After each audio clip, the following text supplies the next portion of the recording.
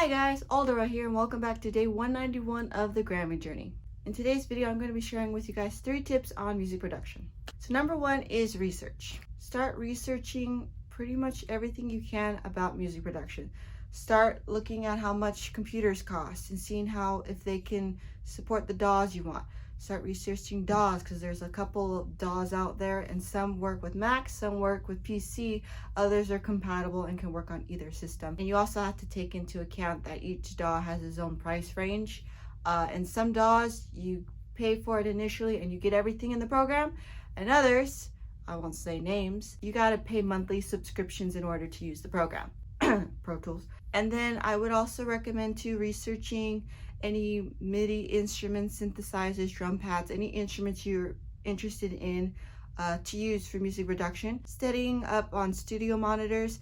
I personally don't use studio monitors. What I have are multimedia monitors, and those are, I believe they're called RCA cable. I don't plug them into my audio interface, and then you're going to need an audio interface if you want to be able to hook up mics or any live instruments. But again, research that. There's a lot of different products out there and a lot of different resources, and I would go check that out. A couple of the other products too offer different features, different functions, so just figure out what's best for you and take into consideration budget, usage, what you're going to need to use on the instrument or what you want out of it. Also, hopefully this video pertains for all genres and anybody interested in learning music production. It's not really catered towards any one specific musician or genre, so it's entirely up to you how you take it. Again, these are tips. I'm not an expert. I'm not a music production genius. I've never gone to school for this yet. This has all been self-taught, and this is what I've learned and accumulated over the years that I thought I'd share with you guys. And there's a lot of YouTube videos out there that show products and like how to use the products, experiencing what the product is like, what the products work for, how much the products cost, the features. You can also go on different various websites and figuring out what kind of products you want. Just to name a few, I mean, there's Akai, there's Native Instruments, M Audio. Here you might see my Focusrite Scarlett interface. Focusrite has a couple products you might want to try. Check out the Apple products, check out all the PC products, figure out what DAW is supported by what. Fruity Loops is another one that has the FL Studio DAW.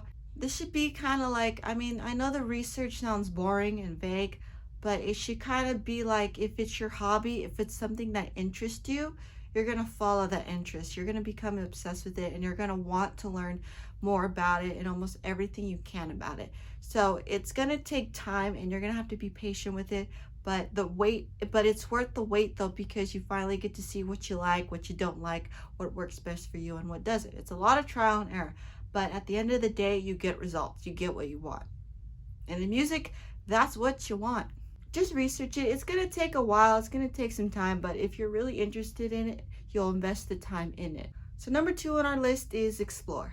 By this, I mean literally once you have your DAW, go in and see what the DAW offers. For me, I didn't really have anybody to show me how a DAW works. I didn't have anybody teach me music production or live sound or anything like that. I was self-taught, so I had to literally sit down and just work with my DAW and figuring out what features does my DAW have, what can I do with the instruments, what can I do with the stock-in plugins or the built-in plugins that the DAW has and offers that I can use. See what this knob does, turn up this fader and see what that does, cut certain sounds out, add in certain sounds, and just see what it does. I mean, you never know unless you're gonna try. So just explore, see where it takes you. Like for example, it's kind of like when you have Instagram. We all remember the first time when we had Instagram, we opened up the app and we were kind of like, I don't know what to do here. But what did you do? You went into the app and you started exploring all the features and all the effects you could do. You started learning how to post a photo. You started learning how to post a story. You started learning how to post to reels and editing your photos and adding effects to your photos. You did that, chances are, all on your own. That's pretty much what it's like when I mean by exploring your DAW. You're just going to be exploring it on your own.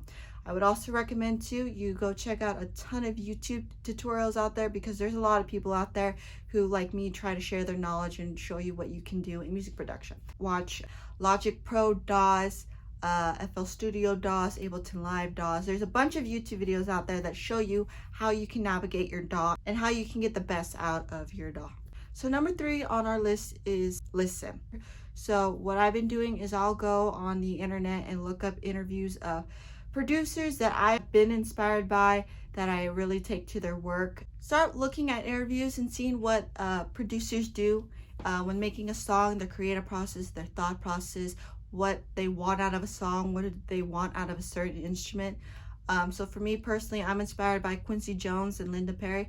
So I start watching interviews by them and seeing what they do to produce a song. I would also listen to your artists, your muses, the people you like listening to, figuring out what their creative process is, what their thought process is, what's the story behind their music. You know, why do they write music the way they do? Why do they write lyrics? Why do they make melodies the way they do? You know, what was inspiring them? What is their workflow like? And just figuring out those little steps will come a long way in how you want to be producing music and become a musician. And lastly, I would say listen to that artist's work. So like for me, I was inspired a lot by Avicii, so I started listening to a lot of Avicii's music. So I started listening to the lyrics and the arrangements and the melodies, and I was focusing on what was reeling me in to listen to Avicii's music. And of course, you don't have to do Avicii. There's a lot of artists out there in all the genres that you can listen to and become inspired to, and incorporate that into your own music. Just be careful, obviously, not to copyright, but you know what I mean, just to feel inspired. You know, what did they do that made a song sound different? What did they do to make their self stand out in front of the crowd?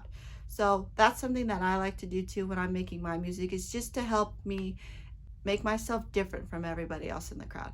And I like it, and it's definitely paid off, and you can see over time the changes in my music and my production skills. So I think that's pretty much it for the video, guys, because I believe my brain has reached its limit of functionality. But anyways, thanks guys for watching, and you can also find me on social media. I'll leave those links down below.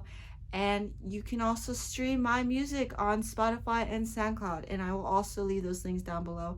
I encourage you guys to check it out. I have some really cool EDM dance songs that I think would be great summer music for anybody out there who's looking for some really cool summer music. That's pretty much it for the video, guys, so I will talk to you guys soon.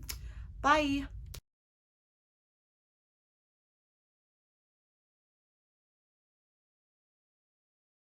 Lastly, this video was not sponsored, so any products or brand names I mention, I'm not getting paid.